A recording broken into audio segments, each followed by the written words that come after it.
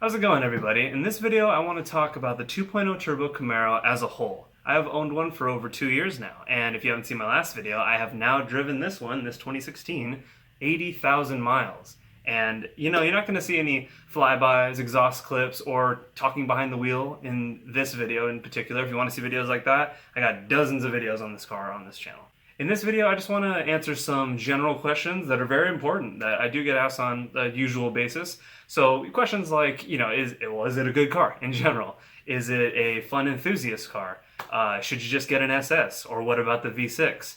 Or, is your money best spent elsewhere? Could you do better for, the $19,000 to $30,000 range? So let's just get right into it. Is this a good car? The 2.0 turbo engine in the Camaro specifically. Is it a good car to have in general? I say yes if you know what you're getting into with forced induction. Whenever you go forced induction, there is more moving parts, there's more complications, more things are going to go wrong over the course of 100 to 200,000 miles. So you just got to know what you're getting into. And, if you're looking for just the looks and reliability, since they're so close in price, I do have to give it to the V6 on that one. It's very close in price, and I could see the V6 going a lot more miles without any issues at all, rather than, the 2.0 turbo. So we just discussed the car's weakest point, which is the engine itself, the 2.0 turbo, the LTG engine in this Camaro. We haven't even gotten to the awesome parts yet. What makes this a good car in general, and a awesome car at that, is the looks. All of these Camaros look amazing. They are very, very good looking cars, especially in this Hyper Blue here. Very much like the Hyper Blue. Number two, the interior. This one in particular is loaded to the gills. Every technology and lighting and convenience package you could throw at it. It's got a big old ancient scroll of features that came with it. The cooled seats, heated steering wheel, the Bose stereo, it's leather interior. It's got everything. And when, fully loaded like that, like a 2SS, it's amazing. Feature for feature, you don't get like leather on the dash per se, and there's a couple plasticky parts here and there. But other than that, you don't even touch those parts anyway. But other than that, it is probably my favorite interior at that price point I've ever sat in. I prefer it even to ones, like an Audi, where it is nicer materials, but I just like the layout in the Camaro. It's really cockpit spaceshipy in there, especially with the lights, all that different lighting you can get on the door sills. So the last general objective point I want to make is the car's strongest attribute, which is its handling. Absolutely. It's pretty dang amazing. So everyone's dubbed the Camaro SS as, a great handling sports car, which it is. I've driven a few. Great power, awesome handling, way more than anyone and than any average driver is going to notice that they need. They probably will never think they need more handling, more grip, or that it's not nimble. For being 3,700 pounds and a big, powerful V8, it's pretty dang nimble for that, for, considering what it is. But what happens when you take that same chassis, the same car, the same suspension, and you remove 500 pounds from right here? Well, it gets pretty ridiculous, and you could just toss this car any corner, any speed. It's when you have good tires on this car, to get to the point of the tires screeching, you got to be doing dangerous speeds around corners, around blind corners, and taking the little recommended signs. You got to be going well over double what those are recommended to get these tires to screech. So it's almost unnecessary unless you're going to the track. This car's huge handling advantage over, like, say, the V6 or the SS. But yeah, that by far, the handling and its nimbleness. It's 3,300 pounds with the muffler gone, especially if you have the lighter interior and features. Guys have messaged me, they're weighing in at like 3230. That's ridiculous for this car's size. You wouldn't think it weighs that light, but in this engine form, it does. So wrapping up question number one, is it a good car in general? Yeah, of course it's a good car in general. It's awesome. It looks awesome. It's very luxurious. It rides well, even without the magnetic ride. It's not a harsh ride at all. It's very good. And, the power on paper, it's very good actually. 275 horsepower, 295 pound-feet of torque when it's stock. It, has plenty of power to, merge on freeways and have fun in canyons and pass people and whatnot. Now, does it feel fast? That's a different question. I'm about to answer that coming up. So question number two is this a fun enthusiast car? This is the most important question in my opinion. Is it a good driver's car for the money? And I'm sorry to say, but I'm going to say it. No, it's not. Stock, which is what you should compare cars. So you should compare them stock. It is not that great of a driver's car. It does not feel that fast. It doesn't feel super exhilarating doing anything because it's so capable. And this is not just a hit on the 2.0. This goes all the way up to the SS. I haven't driven the ZL1, so I can't say that. I bet it's fun with all that gobs of power that it has there. But even the SS, I've driven a few SSs. 2 automatics and 1 manual. Well, it was a 1LE. The 1LE was pretty cool, but even that, this chassis is so capable that all the horsepower in the world you throw at it and all of the G's you turn with it doesn't feel as crazy. It feels like, oh yeah, I should be doing this. Oh yeah, I should be going this fast. It just kind of, it throws you in the back of the seat a little bit, and it's really fast. The Camaro is fast, and it does everything fast, corners and straight speed. It does everything fast, but it doesn't feel fast doing it. And that's the biggest issue I have with it. So should an enthusiast buy this car? Yes, if you're mainly tracking it, because this car would absolutely destroy it at the track, or very, very aggressive canyon driving, which, you know, around like California where I live, you can exploit a lot of this car's good characteristics because you can get pretty aggressive in some of the canyons like the Angeles Forest or even some of the mountains where I live. So it does get really fun once you can push it more to its limits. But like normal driving, there's going to be nothing fun in a normal driving situation with this car. And once again, everything I just said right now about this car is talking about its stock form. A stock V6, a stock 2.0, and a stock SS. Not throwing a single modification on there, just objectively looking at the car, how it came from a dealership or wherever you got it from. That's what I'm talking about. Now, is this car fun?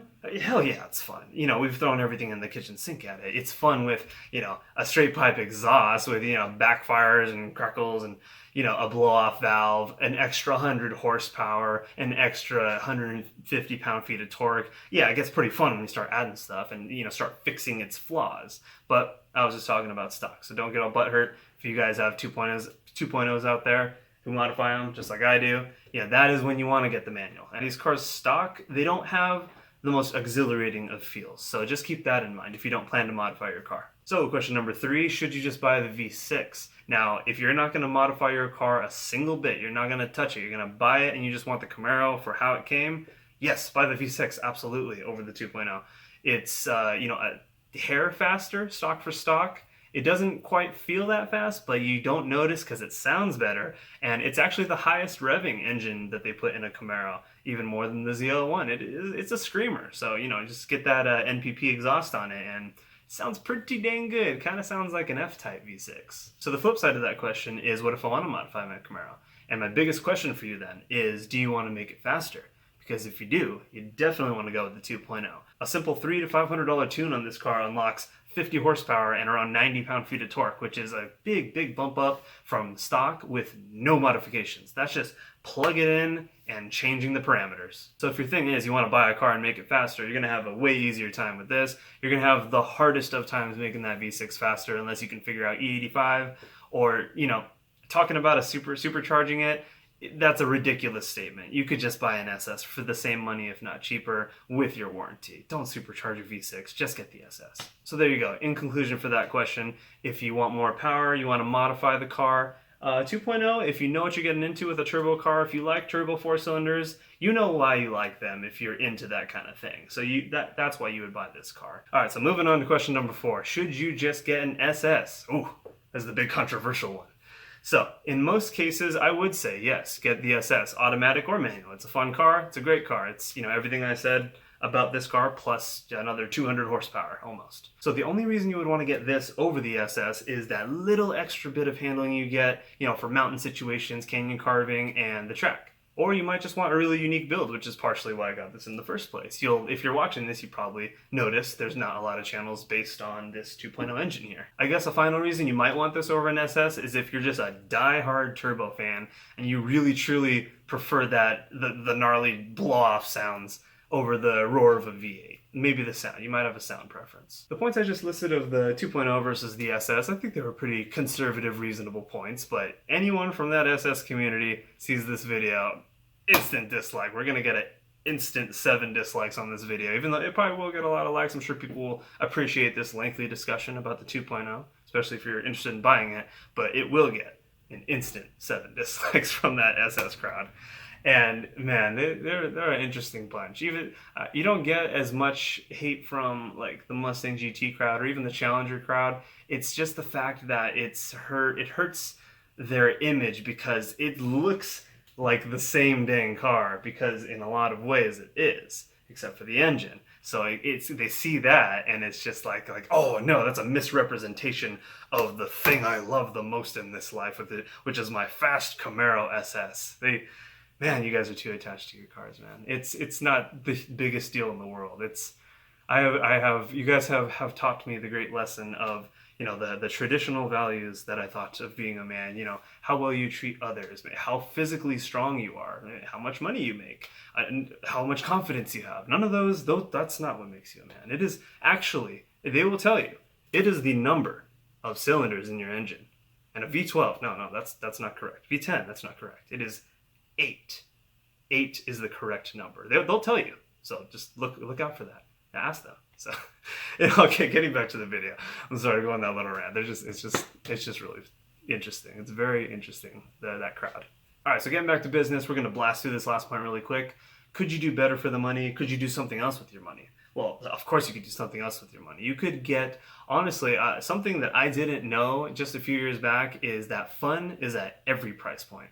I'm going to name off some cars that are similar fun or more fun to this car that are way cheaper. So starting at like $1,500, a stock, if you can find a stock Fox body for like $1,500 to $3,000, it is, you put an exhaust on that, you'll get similar laughs and similar exhilaration as a car like this.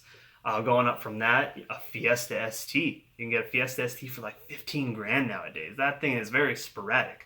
That's 200 horsepower in a car that shouldn't have 200 horsepower. So it feels pretty crazy. Same thing goes for the Focus ST. Awesome car as well. See, going up from that, you can get a Terminator Cobra for like $22,000 or so. That's cheaper than this. You can get a Terminator Cobra that's just violent, ridiculous acceleration. Most of them are built past 500 wheel horsepower these days anyway. So that's a great car to look at if we're just talking about fun still.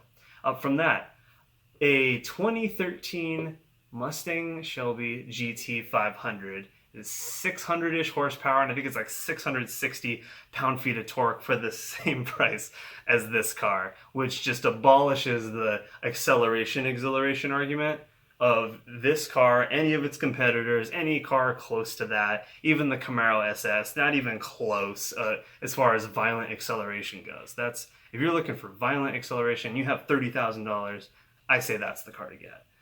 So, getting away from, just fun to drive things. Could you get a better general car? So, like, all those cars I just mentioned, which are probably similar fun, similar excitement, they might not be the best daily per se. And things you won't get with those cars I mentioned is the looks. In my opinion, it's of course subjective. Looks is subjective. They're not going to look as good as like a new Mustang or a new Camaro. They're not going to touch the handling for the most part. Most of those I named I think are the live axle, not even independent rear suspension. So yeah, they're not even going to touch the handling of a car like this. And lastly, what is the last thing? Oh, features and interior. Yeah, they're gonna feel a little shitboxy compared to even the GT500 is gonna feel like kind of a bucket of crap interior compared to something like this, or even the new Mustang, the premium Mustang. So that's what's keep in mind is they will not be nearly as nice. They will not be nice cars. They will be fun cars. So if you're looking for fun, don't overspend for fun. You don't need $30,000 to have fun in a car. You can get it. My Honda was $1,000. That thing's pretty fun. It's not like this amount of fun, but it's halfway there. I mean that car is pretty. It's got its quirks and features. So anyway, that is all I have to say on this video. Don't overpay for fun, and it's not going to be as nice of a car though. So in general, could you do better for an all-arounder? Handling, good amount of speed, good ability to modify it pretty easily and cheaply, good looks and everything. It's hard to beat. It's hard to beat. That's why I went with it. It is all around. It is a master of nothing really, but it's really dang good at just about everything, especially when you modify it a little bit. It's the car for every single situation. Like, I mean, you want to go out on a nice date, you want to jack up a canyon, you want to destroy a track, you want to, just go out with your friends. You could road trip. My girlfriend and my brother, we all went in this car. He just laid down in the back the whole time to Arizona. We fit all of our stuff in this car. It has plenty of room. There's almost no situation where this car wouldn't be awesome. Even autocross, boom, autocross it. So yeah, awesome car.